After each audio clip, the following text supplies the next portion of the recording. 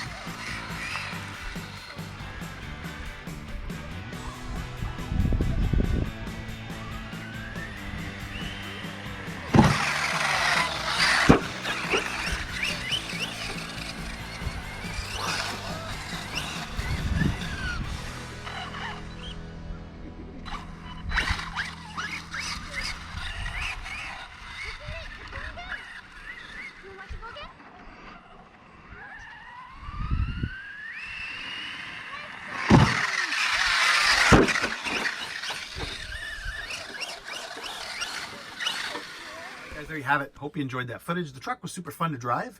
What I want to do first, though, is talk about some of the negative things. There's not a lot, so I just want to get those out first. If you didn't notice, from the minute I put the truck on the ground, these tires suck. They are horrible. I could not get traction on the dirt. I couldn't get traction on the grass. On the road, they were pretty much useless. You know, they're belted, so they were nice. They didn't balloon and all that kind of stuff. But I just found the traction horrible. Yeah, I'm running a 2200 kV on 4S, but that's not crazy. This truck running, let's say something like a, 2400 kV or higher would even have more power. It would even be faster. It would have more RPMs. So really disappointed in these tires. Yeah, I got to get that out of the way first. These tires, not good at all. Now, sadly, my run ended before the ESC actually kicked into LVC. That was because my servo horn, as I predicted and as I mentioned earlier on in this video, as I mentioned in the last video, it did strip. I don't have the servo saver by any means super tight, a little bit snug down, but nothing crazy. And again, I did take some pretty good nose plants, but I've done that in many, many other trucks and never had a servo horn strip that easily. So that was kind of unfortunate. This servo does have tons of torque. It has tons of power. It was very good that way. However, unfortunately, hey, servo saver went. That kind of ended my run sort of quickly. Now, the one thing that has been addressed with this truck time and time again is the steering. There is a lot of slop here. And especially when you get both tires going, it's kind of messy, and it definitely is not going to be very accurate, which, brings me back to the tires, for example. Between the tires and the steering, I had a fairly hard time driving the truck today. I had a hard time, especially lining up the jump. There's a reason why you kind of see me going back further than I usually do to line this thing up, because that's how I had to build up speed to get to the ramp.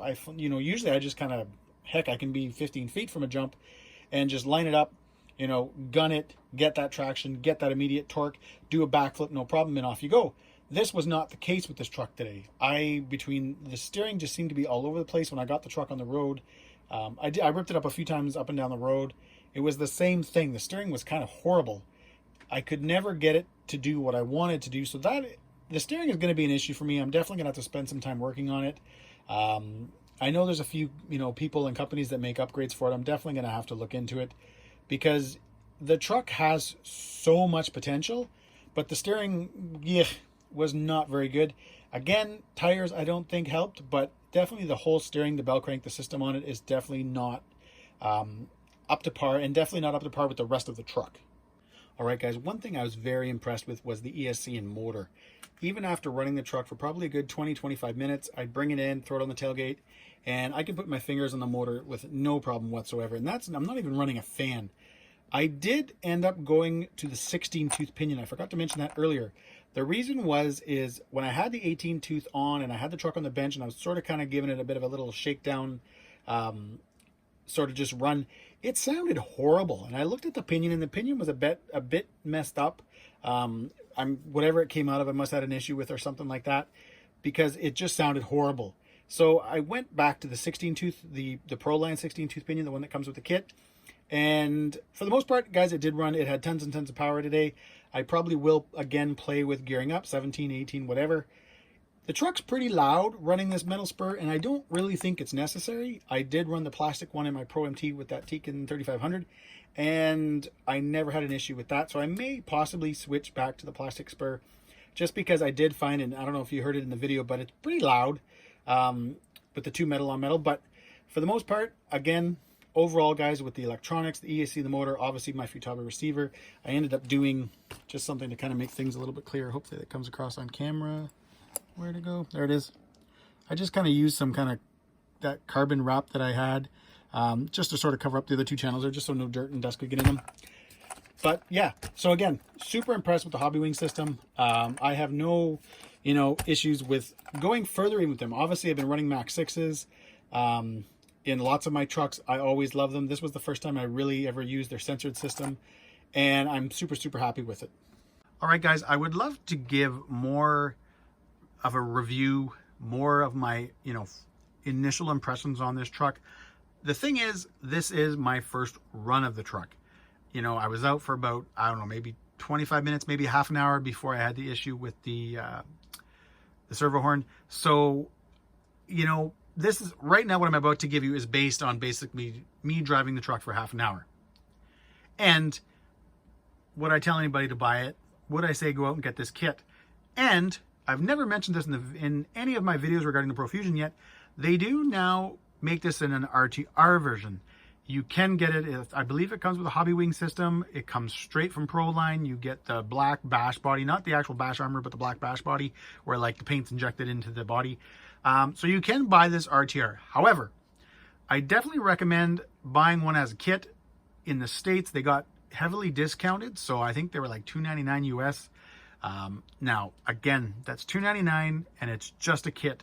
No wheels and tires, no body, no servo, no Esc, no motor. But based on the price, you look at $300 US, you look at the rest of the electronics, you're going to get a very good truck for a pretty good price. As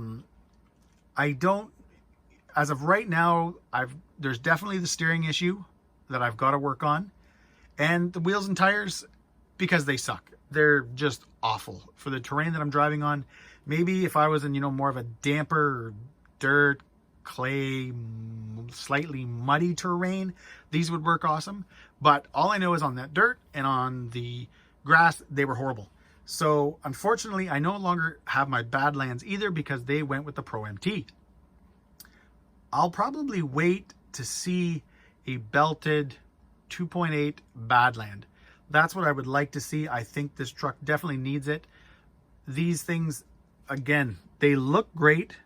They're belted so they don't balloon, but they just provide zero traction. Like, that was my biggest issue today, was trying to get traction with the truck, and it definitely sucked. However, here is one of the key parts that, if you want to go back to the beginning of the running part of this video, so not the part where I first put the truck on the ground, but the first couple of clips where I'm jumping it, you've got to listen to the truck. The reason I say that is, from the time I basically leave the ramp, listen to the motor. You won't hear anything. That is because the truck is literally jumping and I'm putting no input in for correction. That is crazy. The truck just jumps amazing. I don't think I've ever had a truck jump as well as this does. The suspension, everything just feels so good. I was honestly in awe a few times when I was jumping it because it would just kind of go through the air. I understand that some of it has to do with this body.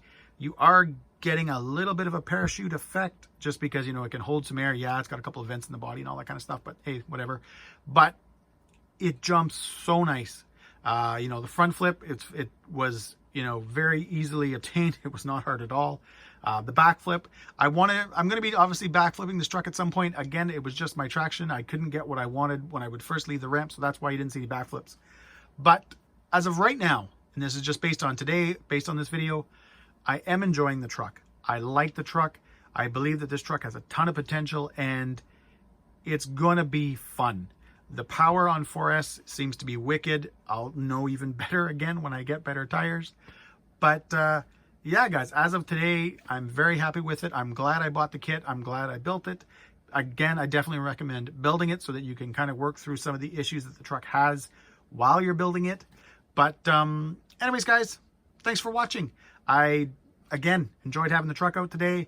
And as always, if you like this video, please subscribe, give me a thumbs up. And here's a few pics from a couple of stills from the videos and then just some nice pics I took on the dirt. Anyways, guys, have a great day.